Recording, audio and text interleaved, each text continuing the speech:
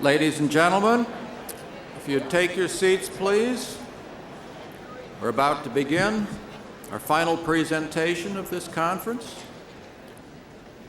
And I'd like to invite my colleague, Mary Solberg, up to the podium to introduce our final speaker, Dr. Wentzel van Huyssteen.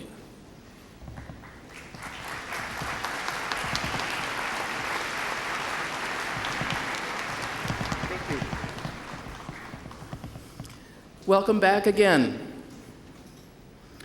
I am both delighted and honored to introduce my friend, Professor J. Wentzel van Huyssteen, and I would like to tell you why.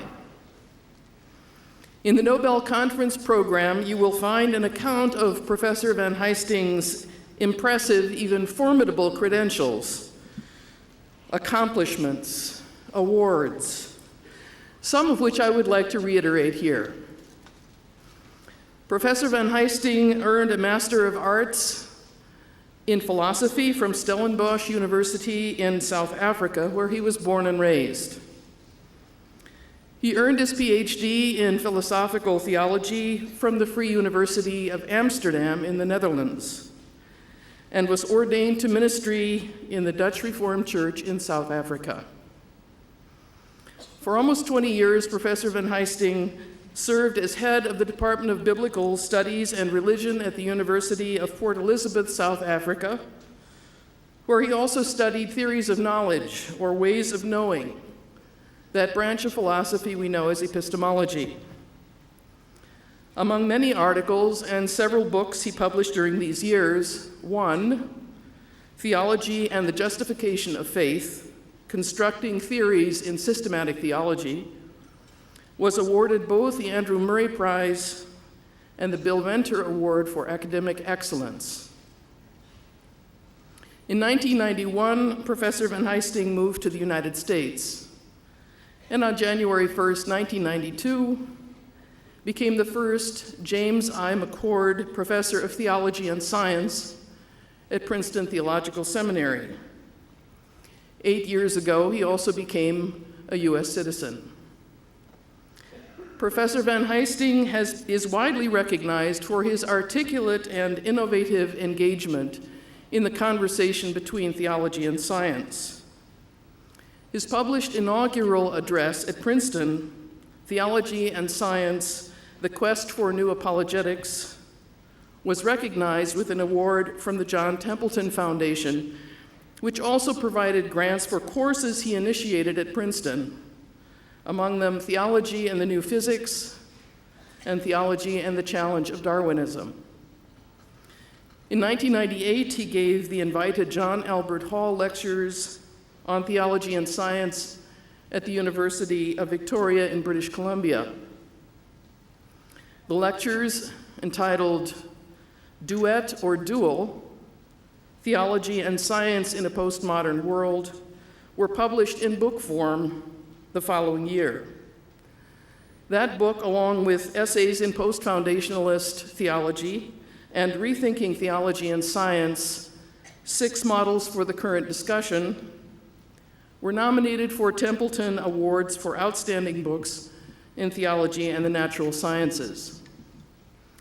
In November 2000, Professor van Huyssteen accepted an invitation from Macmillan Publishing Company in New York to become editor-in-chief for the new Encyclopedia of Religion and Science, which was published in 2003.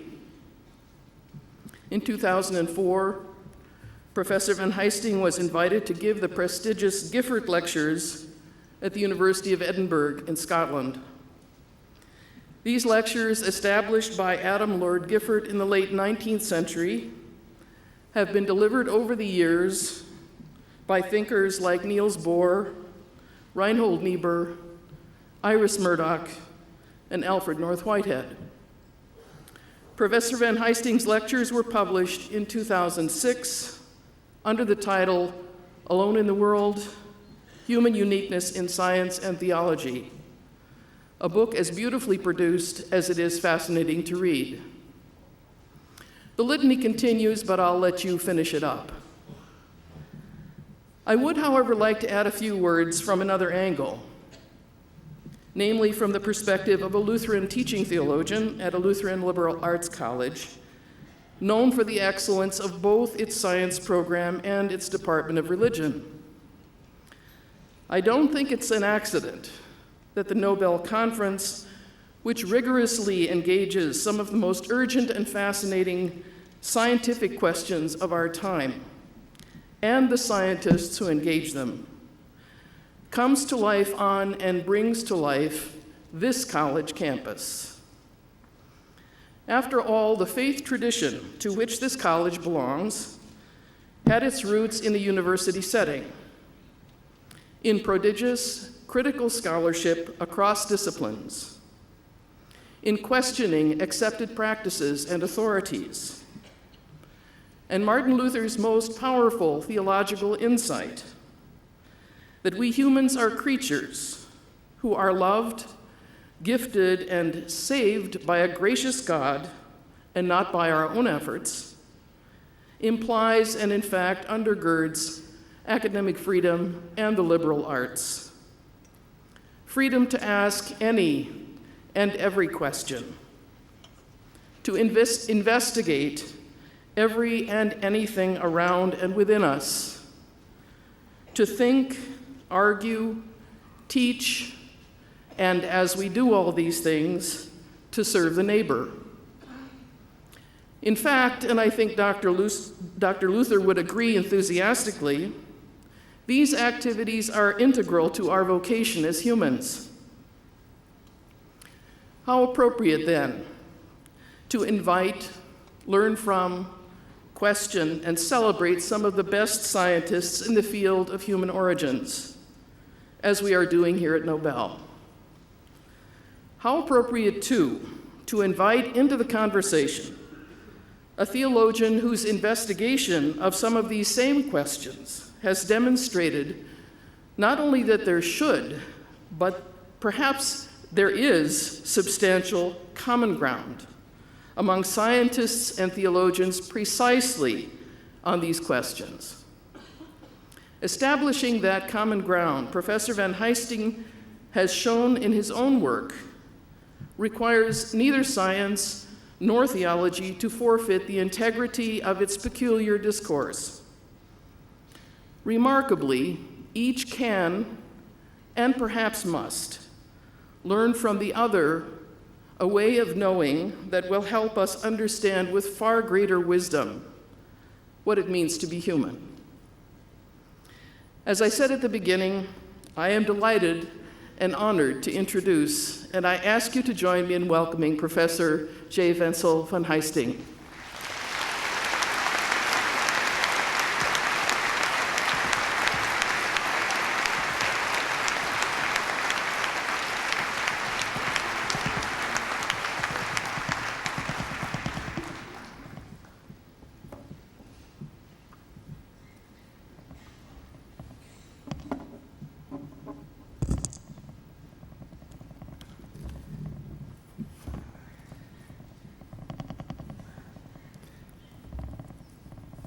Friends, let me begin by saying how delighted I am to be here today, and what a wonderful, wonderful conference this has been. I can truly tell you that this is unlike anything that I've ever experienced on this scale. It was a wonderful time to be here. I thank you for your invitation. A special thank you to the Nobel Committee and to Tim Robinson for this great honor. I also would like to ask to thank Mary Solberg for her wonderful introduction. She has been a dear friend for a long time, and for being a good host and for taking me to the airport afterwards. And I also want to thank Jason Pitts, student here who has been an excellent host and shown me around. You know, I called my wife Hester last night. She's in California visiting the kids. And she said, "What? Are you the last to speak on the second day? Do you realize that there's going to be no one there, right?" So now I can call her tonight and say, "Honey, you were wrong." I also had an interesting experience walking back earlier when somebody stepped out of into the aisle and said, "We're praying for you now." So I'm kind of working through that, but I'm taking it anyway. You know, as a Christian theologian interested in human origins, the origin of religion, and the controversial issue of human uniqueness that we've been talking about here so much, I have been increasingly drawn to the contributions of paleoanthropologists and archaeologists to this challenging problem. Those of you who are familiar with the broad religion and science discussion might agree with me that this is, until fairly recently, a very neglected dialogue. In my own recent work, I have been deeply involved in trying to construct plausible ways for theology to enter into this important transdisciplinary conversation. And as a way of facilitating this kind of cross-disciplinary dialogue, I've argued for an approach to interdisciplinary dialogue, which implies three important moves for theology, which I won't talk about today other than mention them. First, that as theologians, for those of you who are theologians, we should acknowledge the radical contextuality of all of our intellectual work, the crucial epistemic role of interpreted experience in the way we see and experience the world and our faith, and also the way that disciplinary traditions shape the values that inform the way we look at this world. Second, I think this kind of approach should also open our eyes to the kind of epistemic, if you want to call it that, obligation that points beyond the boundaries of our own disciplines, beyond our own local communities and groups and cultures towards plausible forms of interdisciplinary dialogue. And against this background, I have argued for distinct and important differences between the reasoning strategies used by theologians and scientists of various stripes. I've also argued, however, that there are some important shared resources that may actually be identified for these very different cognitive domains of our lives. And thirdly, it is precisely, I think, in these shared rational resources that ultimately enable the kind of interdisciplinary dialogue that we have seen so eminently exhibited here at this conference. In the dialogue between theology and other disciplines, I have also argued for a notion of transversality, which I won't bore you with here, but which promotes different but equally legitimate ways of viewing specific topics, problems, traditions, and disciplines, and creates, I hope, the kind of space where different voices need not always be in contradiction when it comes to religion and science, or in danger of assimilating one another, but are in fact dynamically interactive with one another. So I'm hoping that this kind of approach will give us a philosophical window into our wider world of communication through thought and action. And I hope it can also enable us to identify possible shared conceptual problems as we negotiate the porous boundaries of our different disciplines. Now, one such interdisciplinary problem is the concern for human origins and human uniqueness, and how that may or may not relate to human origins, to the evolution of morality, the evolution of sexuality, and the evolution of religious awareness, to just name a few. It is therefore precisely, I believe, in this problem of human uniqueness that the theology and sciences may find a shared research trajectory. Our very human capacity, some would call it a mania, for self-definition can most probably be seen as one of the crowning achievements of our species. But moreover, what we see as our own humanness, or even our distinct human uniqueness, so differently defined here in the 2 days, ultimately also implies a deeply moral choice. We are not just biocultural creatures, but as cultural creatures, we have the remarkable but dangerous ability to determine whom we are going to include or not include as part of us. Talking about, since I'm having a kind of a theological approach to this, I just can keep going. I'm not being interrupted by what I hope will later be corrected here. So, talking about our own human uniqueness in reasoning strategies as different as theology and the sciences, will therefore always have a crucially moral dimension and responsibility. We do seem to have a profound moral responsibility when defining ourselves, for naming ourselves always implies a specific kind of reality that gives shape to the world we create and experience.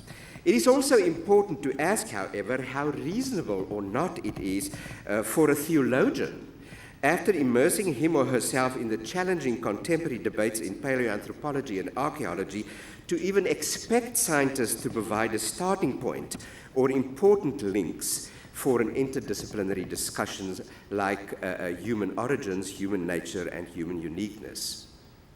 And last but not least, how realistic is it for a Christian theologian to expect scientists to take theological contributions to these crucially important topics even remotely seriously? Now, an interesting part of our self-perception is that it is often the less material aspects of the history of our species that fascinates us most in the evolution of modern humans. We seem to grasp at an intuitive level that issues like language, self-awareness, consciousness, moral awareness, imagination, symbolic behavior, mythology, are all probably the defining elements of what makes us human. Yet exactly these elements that most seem to suggest humanness are often the least visible in the prehistoric record, simply because they don't always fossilize. And for this reason, paleoanthropologists correctly are focusing on more indirect but equally plausible material pointers to the presence of the symbolic mind in early human prehistory. As we saw already in the very first lecture by Curtis Marion, that certainly not only and not the earliest evidence for symbolic behavior is found in the Paleolithic cave paintings of southwest France and the Basque country, all painted towards the end of the last Ice Age. I want to come back a little later to the discussion we had about the more piecemeal evolution of symbolic behavior in Africa. Now, I do want to focus, for reasons I will say in a few minutes, in this talk about this very specific period in prehistory, and because I believe that there we find a window into symbolic behavior that might help us also as theologians to understand better what we mean when we talk about imaginative and religious consciousness. Now, at first blush, there does in fact seem to be a rather remarkable convergence between the evolutionary emergence of Homo sapiens and Christian beliefs in the origins of the human creature. In a sense, the famous explosion in the Upper Paleolithic around 40,000 years ago, that I'm not calling a revolution, but an explosion, although in no sense the beginning of a new species, does exemplify the most distinctive traits of our species, such, it seems to, as much as the creation myths of the Abrahamic religions that refer to the arrival of a new species created in the image of God. But easy comparisons stop here, for in the classic religious texts of the ancient Near East, Adam and Eve as primal human beings are seen as the significant forerunners of humanity, and as such defines the emerging relationship between humanity and the deity. The theologian, therefore, needs to be aware that the Genesis 1 texts are indeed meant as clear expressions of the uniqueness of the primal human being in a mythological context, who occupies a position between God and humans, and who is the only one who can lay claim to this distinction. So theologically, then, being created in the image of God highlights the extraordinary importance of human beings. Human beings are, in fact, walking representations of God, and as such of exquisite value and importance. A tradition that has been augmented for 2,000 years by very specific focus on different definitions of human uniqueness or the image of God, whether found in moral abilities, rational abilities, or relational qualities.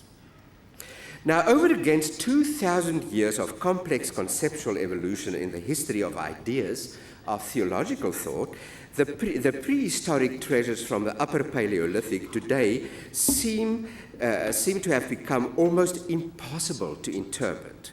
Their true meaning so elusive that it is virtually impossible to recreate any original context of meaning in which they were first created. Yet we join paleoanthropologists in sensing that these products of ancient imagery may hold at least the key to what it means to be human, which for theology may significantly broaden and enrich what is meant today, I hope to point out, by human uniqueness, especially if we shift our focus of inquiry to accommodate more contextual and particularist interpretations. So for a theologian like myself, interested in interdisciplinary dialogue, precisely arguments for more local and contextual interpretations of Paleolithic art are especially intriguing. And it is these more contextual approaches that will resonate with my own approach and own view of interdisciplinary discourse and hopefully tell us something about the evolution of religious awareness. A more contextual approach would imply that rather than asking what the enduring meaning of these famous images may be, we should rather try to understand what made them meaningful for our modern, early modern ancestors.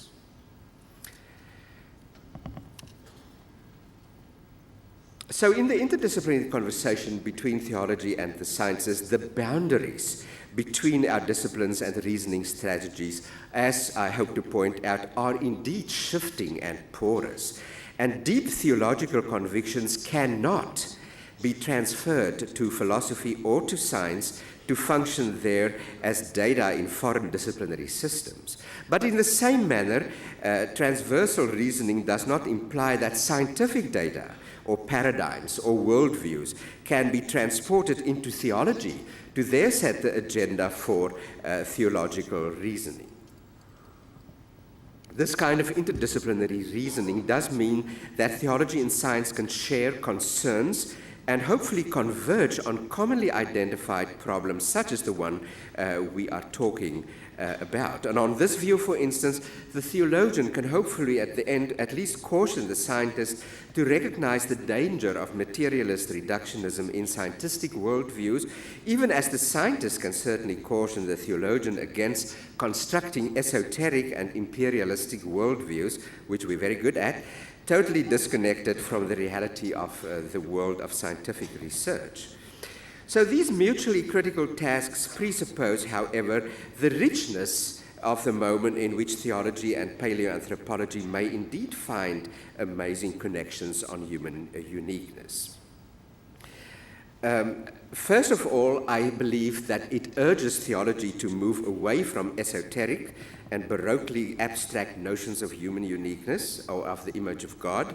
And secondly, a return to more embodied notions of humanness, where our own sexuality and our own embodied moral awareness are tied directly to our self-transcendence as creatures who are predisposed to religious belief. I would also argue that from a paleoanthropological point of view, human uniqueness has emerged as a highly contextualized, precisely embodied notion and is directly tied to the symbolizing minds of our prehistoric ancestors as physically manifested for this discussion today in the spectacularly painted caves of the Upper Paleolithic. This not only opens up the possibility of converging arguments from both theology and paleoanthropology for the presence of religious awareness in our earliest Cro-Magnon ancestors, but also plausibility for the larger argument that since the very beginning of the emergence of Homo sapiens, the evolution of those characteristics that made humans uniquely different from even their closest sister species, characteristics like consciousness, language, imagination, symbolic minds, and symbolic behavior, has always included religious awareness and some form of religious ritualistic behavior. Paleoanthropologist Ian Tattersall in New York has recently argued exactly this point, Because every human society at one stage or another has possessed religion of some sort, complete with origin myths that purportedly explain the relationships of humans to the world around them, religion cannot be discounted for any discussion of typically human behaviors. More importantly, in a very specific sense, religious belief may be one of the earliest special propensities that we are able to detect in the archaeological record of modern humans. It is in this sense, then, that neither history nor anthropology knows of societies from which religion has been totally absent. There is indeed a quote, naturalness to religious imagination that challenges the viewpoint that would want to see religion or religious imaginations as an arbitrary or random or esoteric faculty of the human mind. We therefore, even if we are not certain what exactly the spectacular prehistoric imagery of the Cro-Magnons represented to the people who made them, it is nonetheless clear that this early art reflected a view held by these people of their place in the world and of a narrative mythology that explained that place, although that culture is today vanished.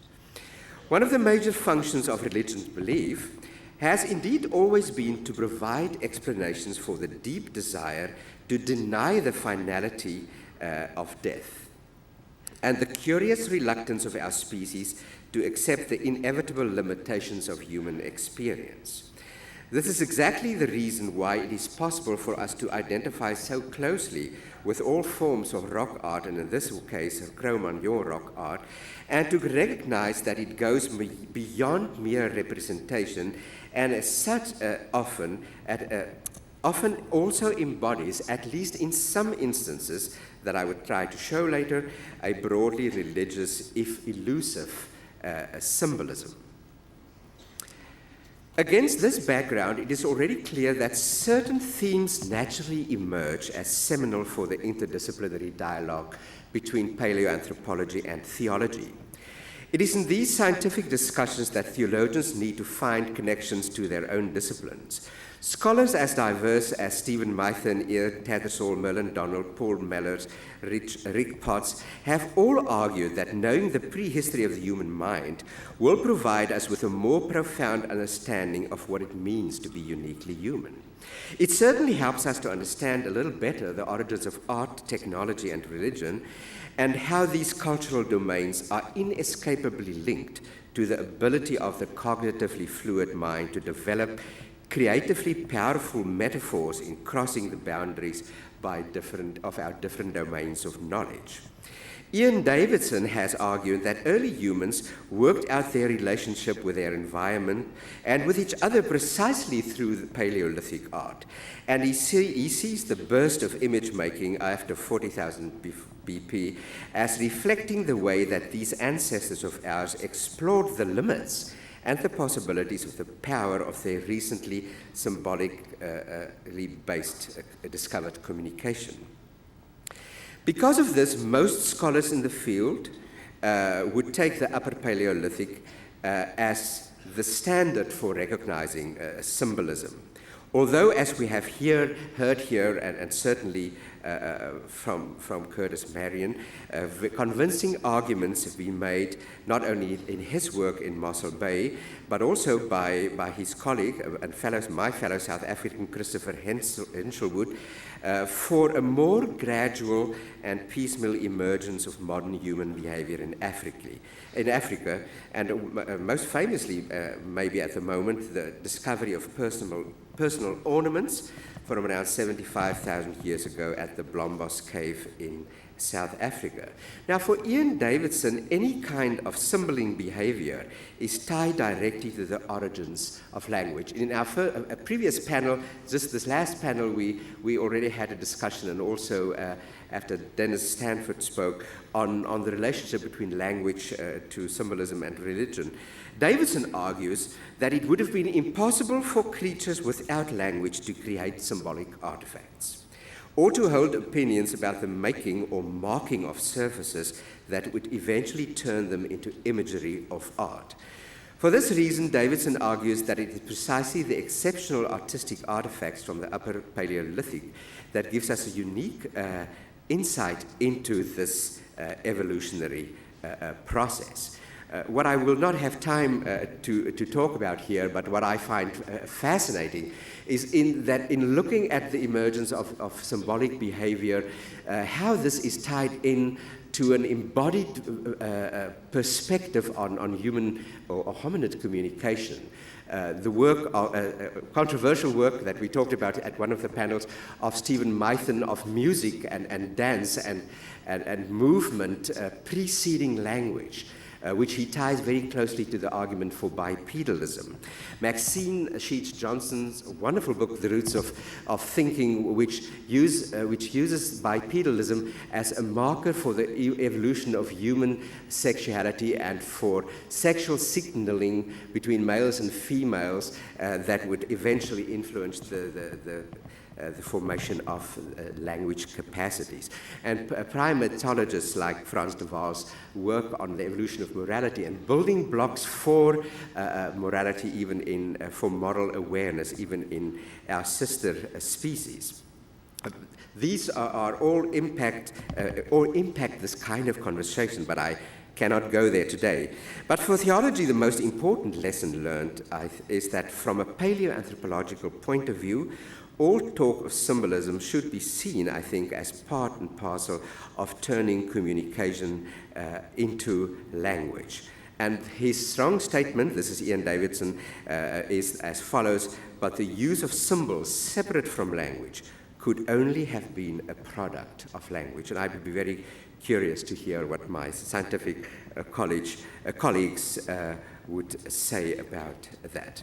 So throughout the history of paleoanthropological research, one of the primary questions has always been, when did humans begin to think, feel, and act like humans? And central to this question has always been the issue of cognition or creative self-awareness. Colleagues or scholars like Stephen Mython, William Nobel, Ian Davidson, and David Lewis Williams, and many others, and also colleagues who are here and taking part in this conference, has written about this. But I want to lift up one or two interesting other perspectives that I found fascinating. Terence Deacon, a neuroscientist at Berkeley, argues that from a neuroscientific point of view, early symbolic communication would not have been just a simpler form of language. It would have been different in many respects as a result of the state of vocal abilities and capacities. So Deacon makes the interesting argument that our prehistoric ancestors used languages that we will never hear and communicated with symbols that have not survived the selective sieve of fossilization. And as far as specific Upper Paleolithic imagery goes, Deacon seems to be in complete agreement with Davidson and says it is almost certainly a reliable expectation that a society which constructed complex tools and spectacular artistic imagery also had a correspondingly sophisticated symbolic infrastructure. So Deacon's argument confirms the impact of this kind of, the attraction of this argument for theology, a society that leaves behind evidence of permanent external symbolization in whatever form, but in this case in the form of paintings, carvings, and sculpture, most likely also included a social iconic, if not ritual function for this activity. So what has emerged from the work of these many scientists and should be of primary interest to theologians working on anthropology is that human mental life includes biologically unprecedented ways of experiencing and understanding the world, from aesthetic experiences to spiritual contemplation. In a very recent article, Terence Deacon also makes the important point that the spectacular Paleolithic imagery and the burial of the dead, though not final guarantees for shamanistic or early religious activities, do suggest strongly the evidence of sophisticated symbolic reasoning and a religious dispositioning of the mind. The symbolic nature of Homo sapiens also explain explains why mystical or religious inclinations can even be regarded as an essentially universal attribute of human culture. This is a quote from Deacon. And now opens up an important space for my fellow South African and archaeologist Davis Lewis Williams and also the French scholar Jean-Claude to argue for a stronger argument for a shamanistic interpretation, not only for some of the famous Paleolithic imagery, but also for shamanistic forms of religion as possibly the earliest forms of religion anywhere. So, although this is a controversial viewpoint, it is very interesting, and I do want to say a little more about that and see how you like what that does to an interpretation of some of the paintings that we will look at in a minute. So, in trying to find an adequate explanation for modern human behavior during the Upper Paleolithic, Lewis Williams and Clot has focused on the complexity of human consciousness and has been highly critical of any overemphasis on intelligence and the evolution of intelligence that might marginalize the importance of the full range of human consciousness in human behavior. This, they argue, reveals a one-sided focus on consciousness or rationality and has marginalized the fuller spectrum of human consciousness by actually suppressing certain forms of consciousness as irrational or marginal or aberrant or even pathological. This is especially true in the case of altered states of consciousness, which in science and even within mainstream religion often has been eliminated from investigations of the deep past.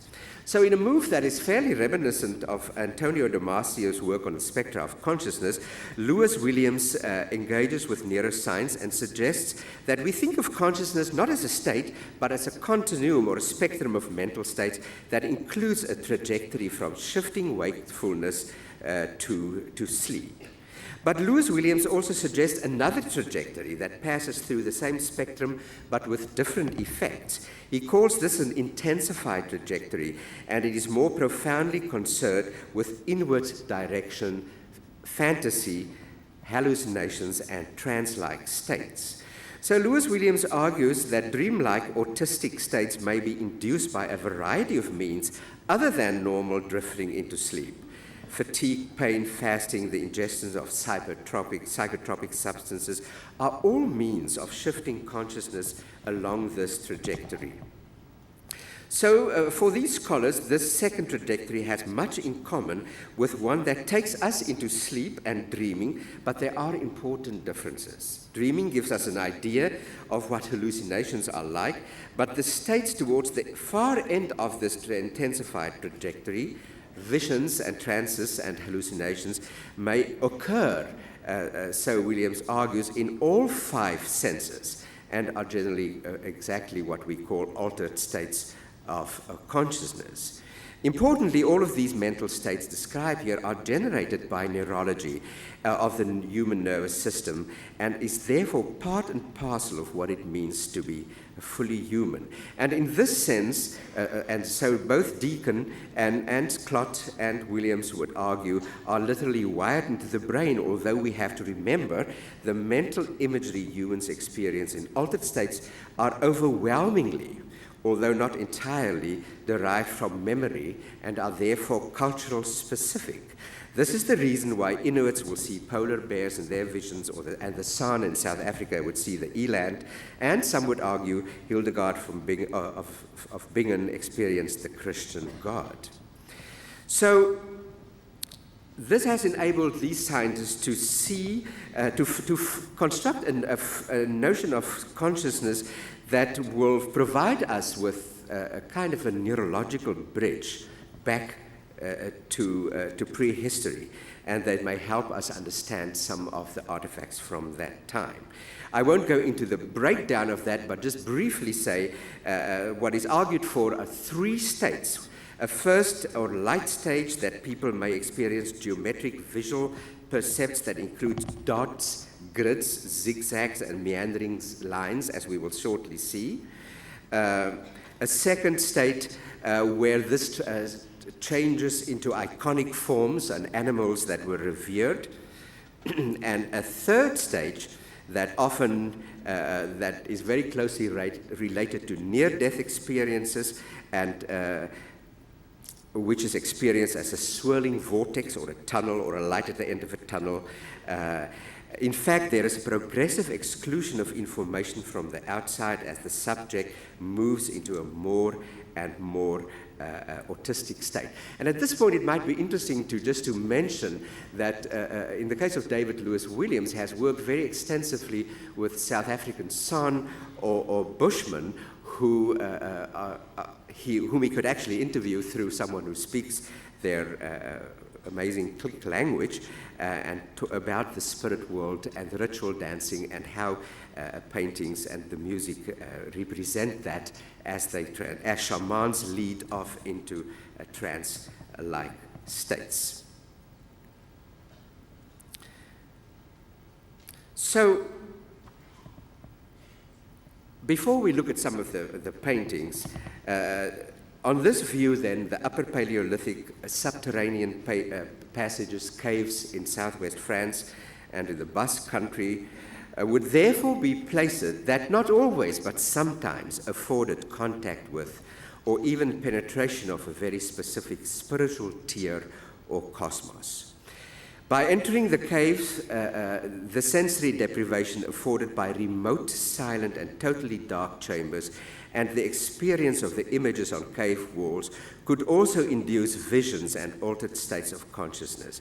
And it is as if the rock surface, and this is a quote from both Jean-Claude and Lewis Williams, was a living membrane or a veil, and behind the veil lay a realm inhabited by spirit animals and spirits themselves in a three-tiered world that was represented in the passages and chambers of the caves, and which might eventually open for us a glimpse, even if this were only sometimes true, of what I regard as a plausible explanation for the first religions. So at this point, I'm just going to, before I wrap up, going to show you a few images. I am almost 100% sure that all of you will know all of these images because they are so famous and they're so often showed and discussed on television and in movies.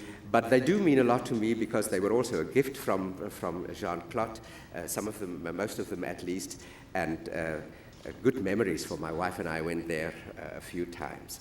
The first one is up there, only because I like it so much. It's the entrance to the cave of Gargas in the Pyrenees, where you would find predominantly handprints. As you go deeper past a lake. Okay, now I'm going to try this. As you will see, a handprints. Is this? Uh-oh, this is not working. Okay, I'm just going to point this to, are you going to, does this work? Can you get this to work? Oh, okay. Okay.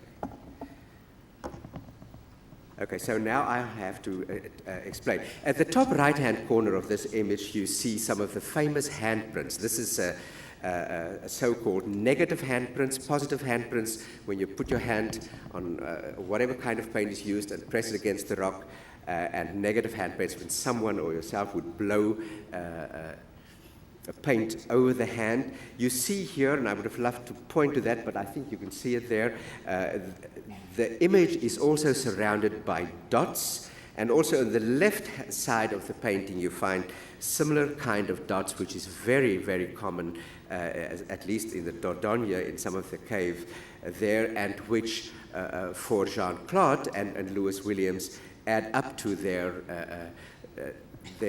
interpretation of the first stage of intensified altered states of consciousness. So here you would, for some, or let me rather proceed, there you have a close-up of one of these handprints with one of the dots. This is a very famous painting that many of you will know from Peshmerle in the Lot region, the so-called dotted horses. When I finally got permission from the director of the cave there to use this image in my book, and on the cover of the book, in fact, I was told that I should not ever talk about the spotted horses of Peshmerga, but that they are dotted horses. And what that means is they are not just decorated as a kind of prehistoric horse that had dots, but as you will see, the dots cross over into the space beneath and around. This has become a very famous painting for a tentative shamanistic interpretation. This is a very large painting. You can see, and now I wish I could show you, but again to the right-hand side, how the artist from prehistory used the natural formation of the rock that already looked like a horse, and then another horse facing this way. But what is very interesting is that not only the horses and the dots, but also handprints above the horses and to the far left. And in fact, right below the left horse is a handprint on the ground or on the floor, at floor level. And to the right there's one that you cannot really see. What is fascinating about those two is that for anyone who would have anyone who wanted that done would have had to lie down prostrate with hands outstretched, and someone else would have needed to blow the paint. So this has become a painting very famous as a possible gathering, because it's a beautiful, huge area, cavern there, as a possible gathering place for early shamanistic activities. I'm just going to run through these famous, this is also from Peshmerga, mammoths, the wonderful quality of these paintings, which were never really realistic, but seemed to float in air with the hair dangling long, below the feet. That's just nice. And some images, horses, bison. This is from the cave of Kunyak, aurochs and a mammoth. These two are very interesting from the cave of Kunyak, about 25,000 years old, because they're very rare. Unlike we start every morning by looking at the face in the mirror and talking to the face in the mirror, but our ancestors back in Upper Paleolithic very rarely try to depict humans.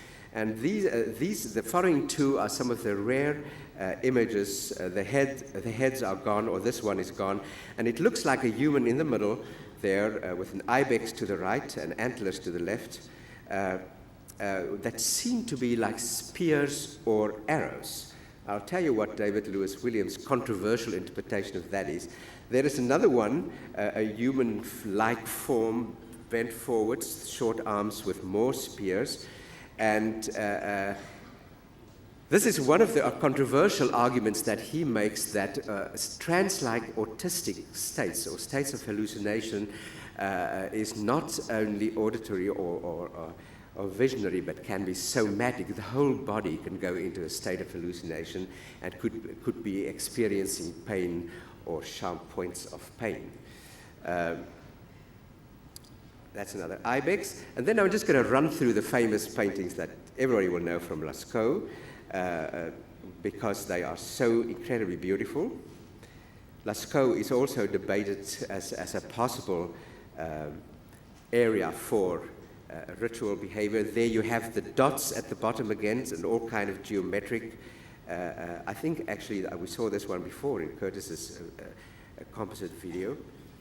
This is from the Hall of the Bulls.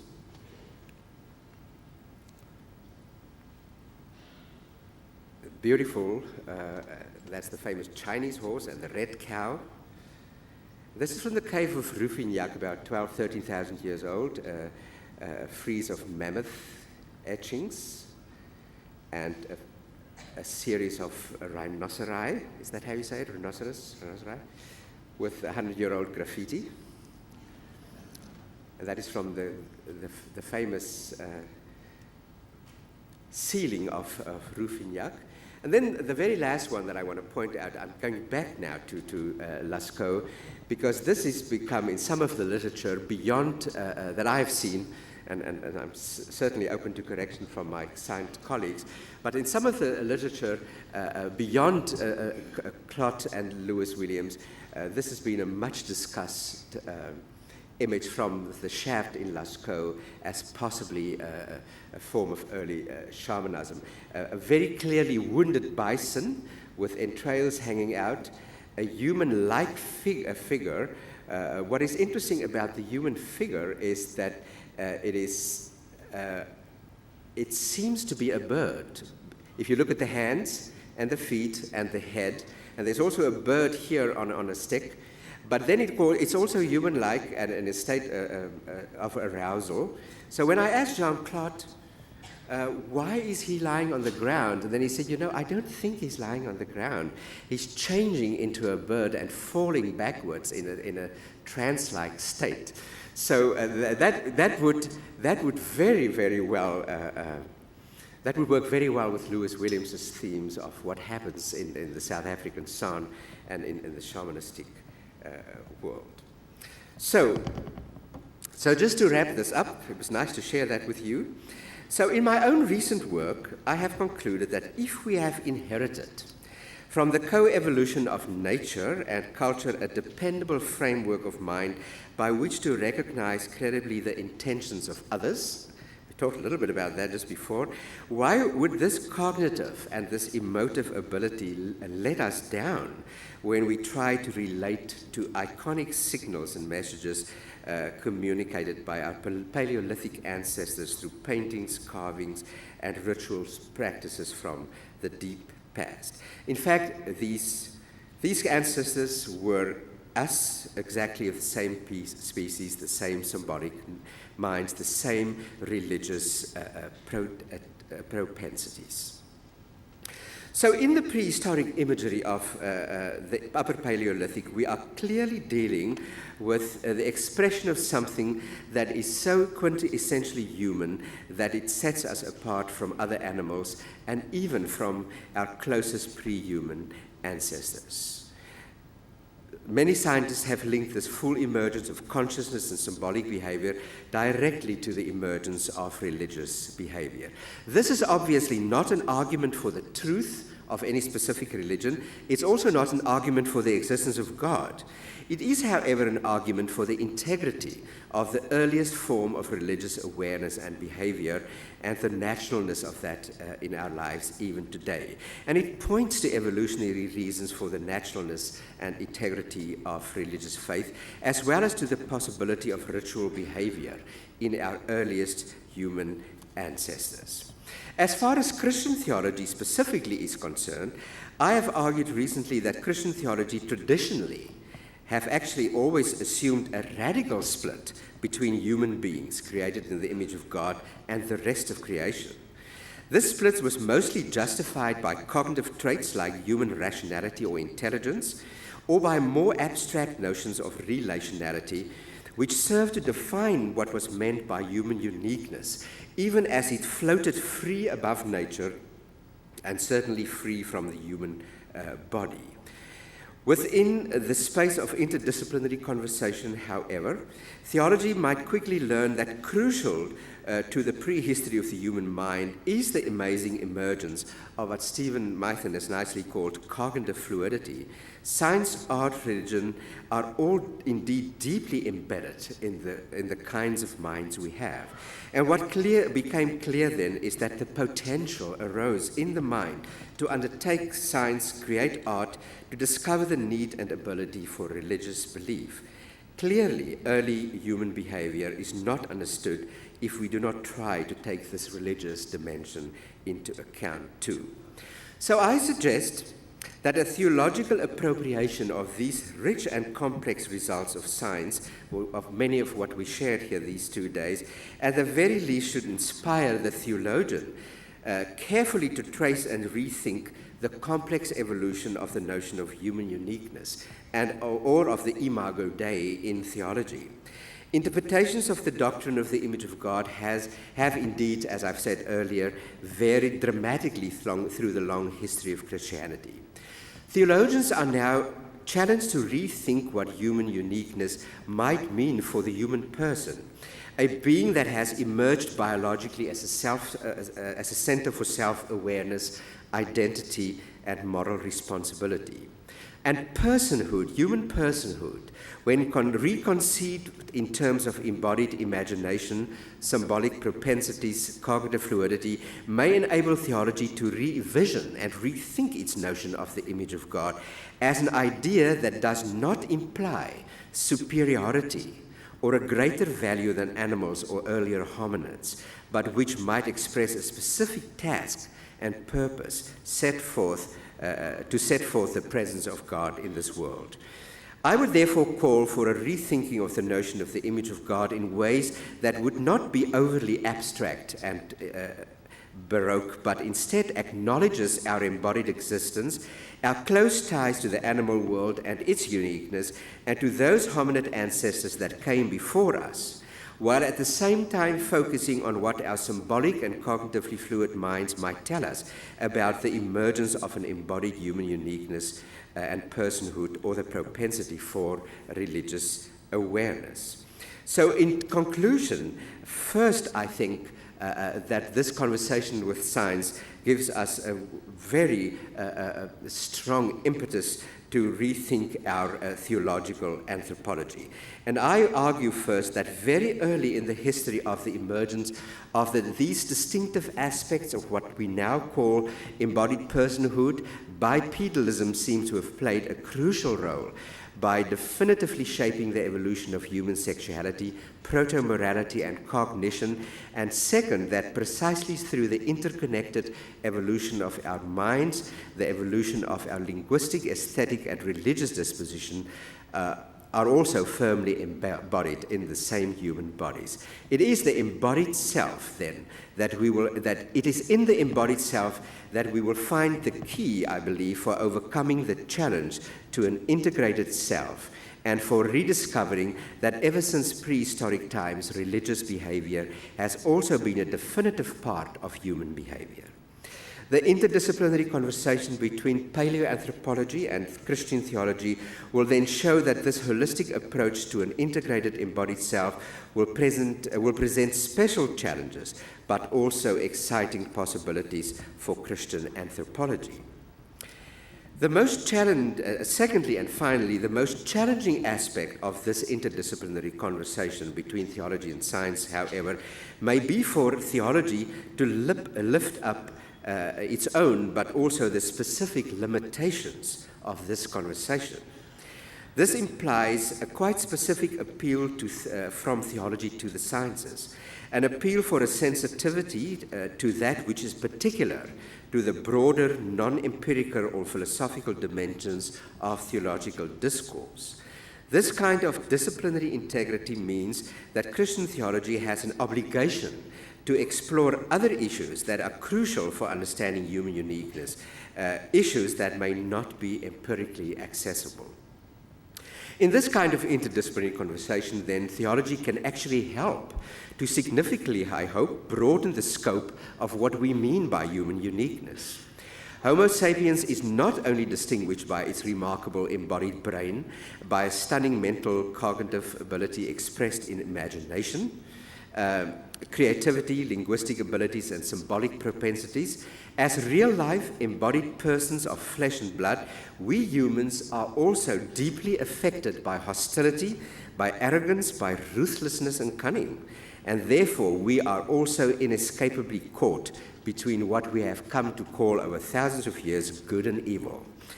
This experience of good and evil and theological distinctions between evil, moral failure, sin, tragedy, and redemption lie beyond the scope, the empirical scope of the fossil record, and therefore, I believe, beyond the direct scope of science. It certainly is our evolutionarily developed bodies that are the bearers of human uniqueness, and it is precisely this embodied existence that confronts us with the realities of vulnerability, tragedy, and affliction. For the scientist drawn to the more comprehensive transdisciplinary conversation and meaning in which Homo sapiens has existed since its very beginning, theology may provide a tentative key to understanding the profound tragic dimensions of human existence, but also, I hope, why religious belief has provided our distant ancestors and us with dimensions of hope, redemption, and grace. Thank you very much.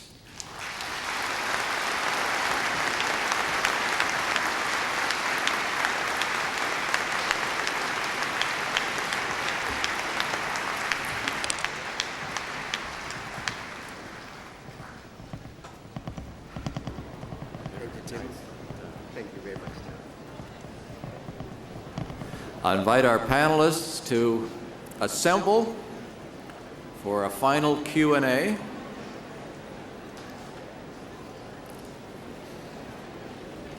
Once again, if you have questions, please pass them to the center aisles. The ushers will pick them up.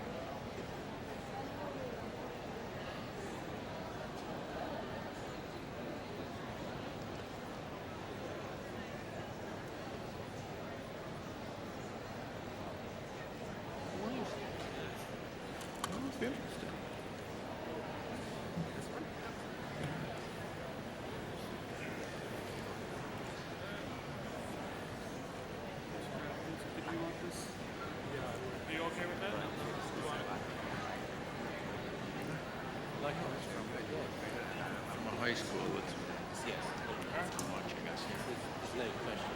If you're going to be there, you'll be in, the institute, because that's where everybody is. Yeah. We're not leaving you just for Harvey. Ladies and gentlemen, if you could take your seats, please. Before we begin here, I have one announcement. Nicholas Evans. Nicholas Evans, your credit card is in the bookstore. No, it isn't. It is actually at the information desk here at the campus center. That's the next building over. Your credit card is at the information desk in the campus center. Okay. Let us begin by asking our panelists for observations or questions. This point, Dr. Marion. Question? Yeah. I have a two-part question. At the beginning of your talk, you spoke several times using the terms religious awareness and predisposition to religiousness, or somewhere around that area.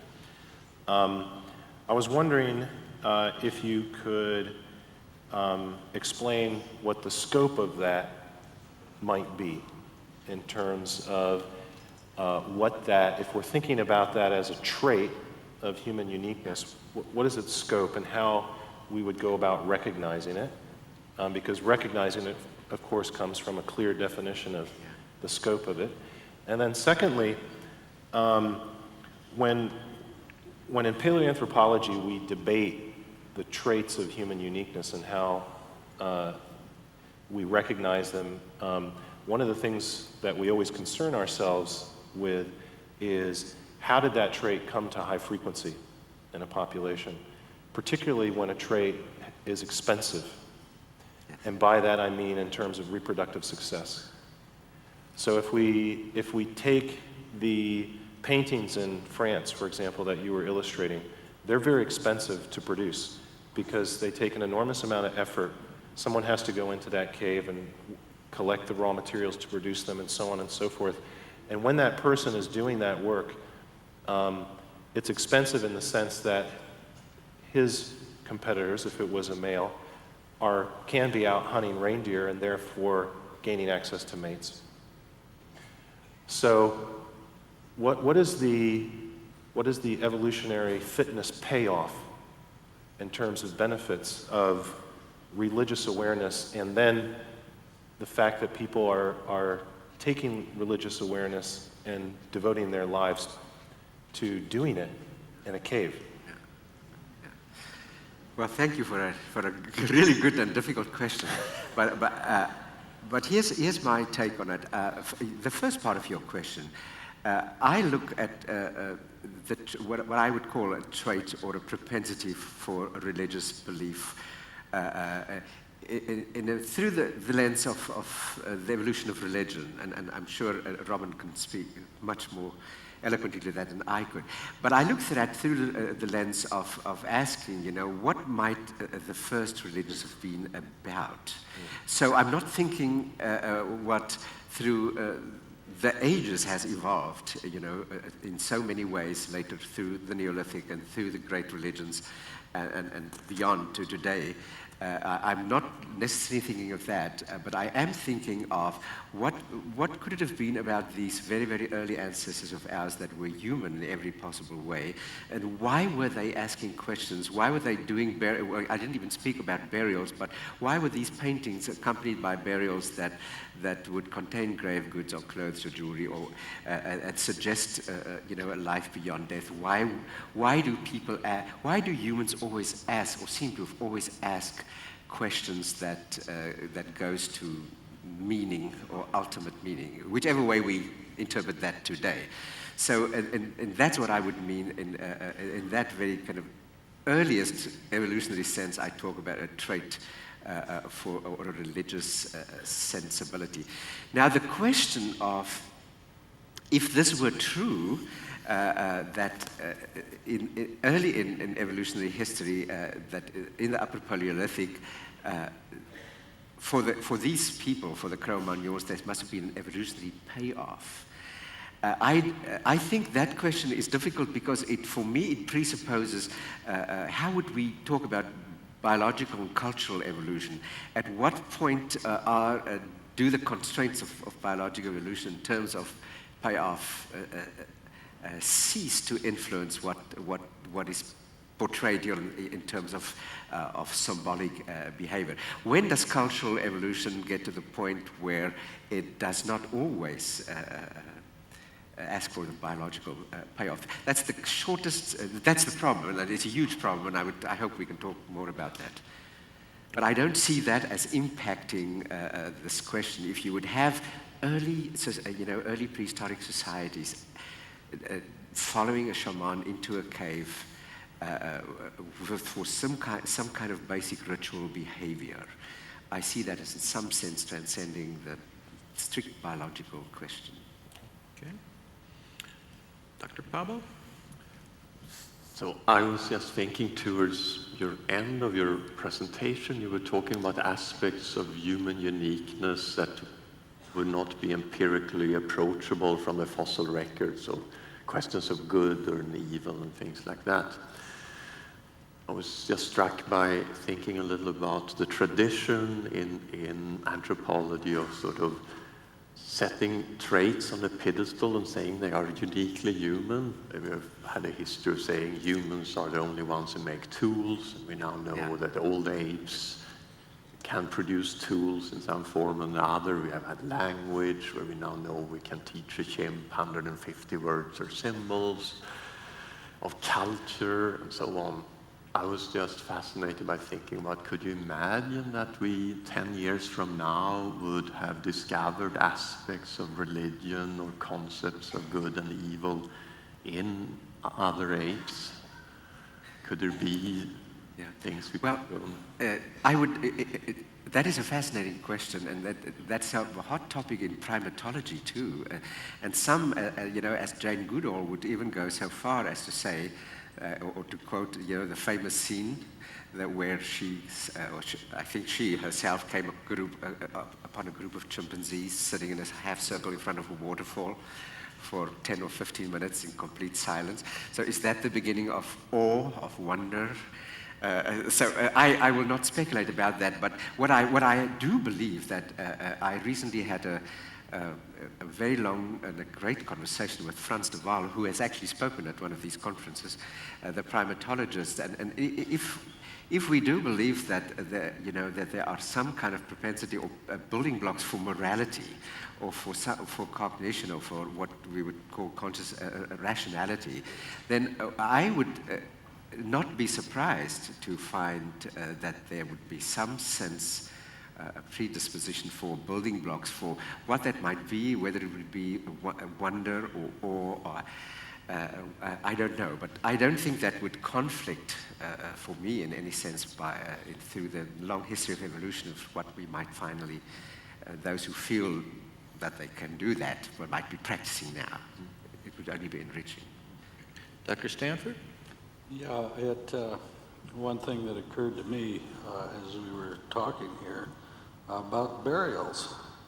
And then yesterday we understood that the distance between modern humans and Neanderthals is considerably more than we thought.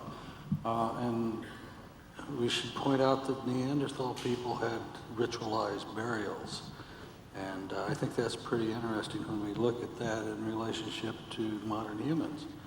And have you given that some thought? I've given that some thought. I've had some conversations about that, but I find, for an outsider like myself, that paleoanthropologists are so divided on that. It all depends on who you're talking to. Mm-hmm. If you talk to Ian Tattersall, who, of course, he believes in the Great Divide, and others too, but others would not.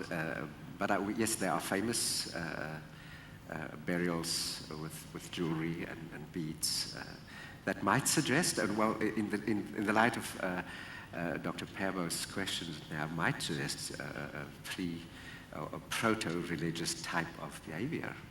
And with your building blocks. One last comment I'd like to make. I really enjoyed your presentation. And working with many Native Americans and being on the countryside myself quite a bit, I think we've probably, as a race or species, lost a lot of our natural ability that we once had, communication, perhaps even telepathy, being able to communicate with each other and animals. And a lot of this has probably come by just being in the modern age and being totally distracted. And for me, at least, as an archaeologist and having grown up in the new industrial age, as it were, electronic age, it's almost impossible to interpret archaeological evidence beyond economy and technology, because decisions are made at a level that we don't understand and can never understand, because they're at that highly abstract point of view that shamanism is the way that they're making these decisions. Yes. Thank you. I appreciate that. Dr. Dunbar? Yeah, I think what I'm going to comment is rather than a comment, less of a question. It sort of picks up actually from what you're saying. And one of the problems we have, and as I'm kind of putting this into the general audience really, maybe you can help us out. But burials is a key issue because that's been interpreted in archaeology as the one sure sign of a belief in another world, an afterlife or something like that. But the oldest certain burials that everybody, all archaeologists would agree about, would be the sort of European Upper Paleolithic, sort of 20,000, 25,000, I forget what the latest, oldest one is, and then possibly all these other ones among the Neanderthals and stuff, pushing it back a little further, but still not really very far, is it? And, you know, that's kind of giving us the minimum age. You know, it must have been before that these kind of religious awarenesses and so on must have evolved in the human lineage. But it could have been, who knows, 1 billion years before, 50,000 years before. And our problem is, and this is the problem we have with our Big Lucy to Language project, where we're trying to sort of look at, see what primatology and psychology and cognition and neuroscience can tell us about how that can illuminate the human evolution record, as it were. And we are kind of working towards being able to make predictions from these kind of areas. And I kind of tried to show you a little bit of kind of things we might do. But our problem is how, you know, we can say, okay, you ought to see religion appearing at this particular point in time because it's a good bonding thing for creating networks, and we could show that at that particular stage, if group size is that big, they would just fall apart. You need something like religion to put it together. So you guys go off to the archaeological record, and that's where you should see it. And our real problem here is, what the hell are we looking for?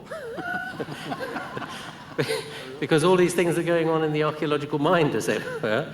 We need to find markers that really kind of are good signatures, and that's just, in the end, it's going to require a lot of lateral thinking amongst us all to kind of figure out, well, yeah, that's actually what, you know, where you'd see that kind of represented in the technology or in the anatomy or something like that. And maybe this is where the theologians and people in the religious studies can kind of give us a better sense of what kinds of things, coming in left field, really. You know, there are areas which we might not have thought about in terms of everyday archaeology or animal behavior that might actually just trigger something that these guys could go out and look for. So yes, come and tell us. Well, thank you. Thank you. Here's a question from the audience here. That, again, speculating about the moral or the mental development of ancient humans. Is human moral development dependent upon religion, do you think? Well, I think I'll say what Dr. Dunbar said, yes and no. To your question, some of the literature, which I find now very convincing, again, primatology, even, and then Mark Hauser at Harvard University, who argue that we come equipped with a kind of a Chomskyan moral sense for good and bad, and Frans de Waal, who argues very strongly against what he calls any kind of theory, the veneer theory that would see morality as something religion or others would later kind of add on to our brutal natures, but that, you know, we have good and bad genes, and that, well, he doesn't argue that chimps are moral creatures in any sense, but he certainly argues for these moral building blocks. So in that sense, I think we are given a moral sense, if I could call it that, by nature and through evolution.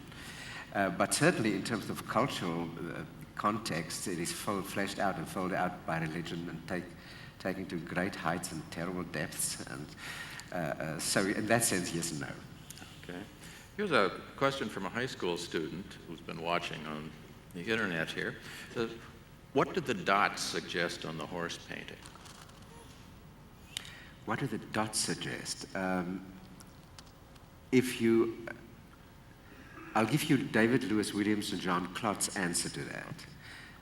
for them, it suggests it's part of the kind of entopic phenomena that if you would press on your eyes, and you'd see these dots, and that the first state of altered consciousness when you enter that first state of consciousness is then exemplified by these dots. That's the theory or the speculation. They're called pressure phosphines, I think.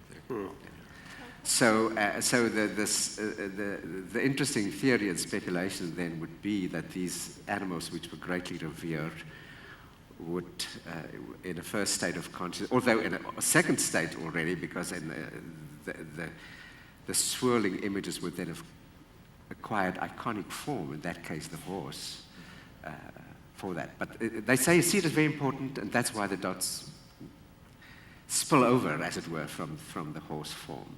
Okay. Well, here's a follow-up question on the imaging studies that you mentioned here. Does modern brain study offer any confirmation that making art uses the same part of the brain that is used in religious study and practice? Have any knowledge about that? No. I see we are passing the ball here on that one. I really cannot answer that, and I would defer to my colleagues, the scientists. I don't think we can answer it either. Yeah, I don't know, but it's a fascinating question. Yeah. Certainly one that's testable.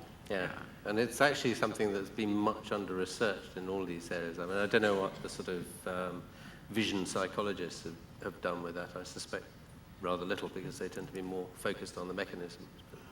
Well, it's some controversial experiments in so-called neurotheology has tried to, through controlled groups of Franciscan nuns and Buddhist monks to see how the brain lights up under meditative states.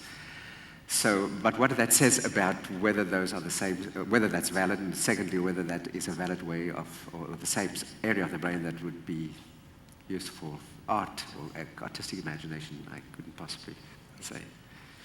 Well, ladies and gentlemen, Dr. van Huyssteen actually is turning into Cinderella here. My glass slipper will I He will has leave to behind. catch a plane here quickly, but I'd like to just close and ask if members of the panel have anything in particular that they'd like to have us take home from this conference about, and any thoughts that I think we should leave with. I'll go with the importance of interdisciplinary research. I think it's become increasingly essential to tackle these kind of problems. And these are the, if you like, these are the big questions, who we are, where did we come from, what's the origins of the universe. Most of these kind of questions require massive integration, and it's hard for us to do that. I mean, we're not very good at thinking in anything more than 2 dimensions at a time, and trying to integrate. And Curtis's talk, I thought, was an excellent example. Really trying to get to grips with this. That's what we need much more of. But it actually, on an educational issue, and this is something I think is a real problem, is we don't. Well, you guys do, because it's a liberal arts college, but most of us in universities train people in these very narrow fields, and they just really don't have the breadth of just experience and the ability to go out and find out from other fields and see what could be done, how it could be applied in their areas. And it's hampering what we do, I think, personally. That would be my pitch. I'd actually take it even further and say that in the really big breakthroughs and discoveries are going to take place at the boundaries of the disciplines. And so we need to figure out ways to entice scientists to work in those areas, because there are structures in place that hamper our ability to do that. And those occur both at the ways that universities are organized and the way the money is doled out in the major organizations that we apply for money. So we need leadership at both the level of the administrations of the colleges and universities, and we need leadership primarily at the federal level. At least in the United States, it's the federal level, National Science Foundation, NIH, that are the primary funding agencies, to put pots of money there to entice that kind of work. Okay, Dr. Pablo? maybe just also that those questions that we discuss here are very big fundamental questions. What makes humans unique? What are the origins of humans? And maybe we should also just remember that probably for many of these we will never have a definitive answer. It is a process where we believe we know more than 10 years ago, but clearly for many of these questions there is not an ultimate answer. We can sort of develop our thoughts and ways of thinking about this and get more sophisticated about it, but it's not something we'll have an ultimate clear answer to, and that's perhaps why it's so fascinating to work with these things. Dr. Stanford? I would like you to take away the idea of having an open mind and thinking in multiple working hypotheses. And once you think you have the absolute answer, know that you're wrong.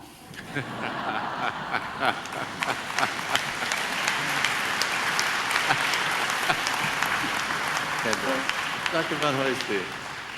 I so agree with all my colleagues here, but let me just say as a theologian and as a Christian theologian, I found this an unbelievably wonderful conference. And if it is true, you know, that God created this world, and if it is true that the big discoveries, as Curtis just says, are going to be at the boundaries of disciplines, then I think we need to be there, theologians need to be aware of that. And we need to know what it means that God creates through evolution, and what does it mean to not be threatened by that. And what does it mean in this polarized culture to really explore how that enriches theology, how that affects our notions of God, what it means to think about the humanity and divinity of Jesus Christ in terms of all the conversations about humanness here. I think it's a rich and it's a wonderful challenge, and I embrace the same transdisciplinarity, and I thank you for that. Yeah.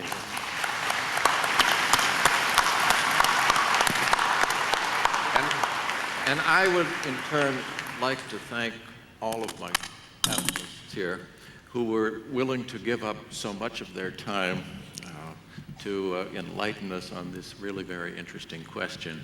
And I'd also like to thank you, the audience, coming to the end of 9 years of doing this. I can't tell you what a pleasure it is to look out into the audience and see a group of engaged, interested, intelligent people considering important issues. Thank you.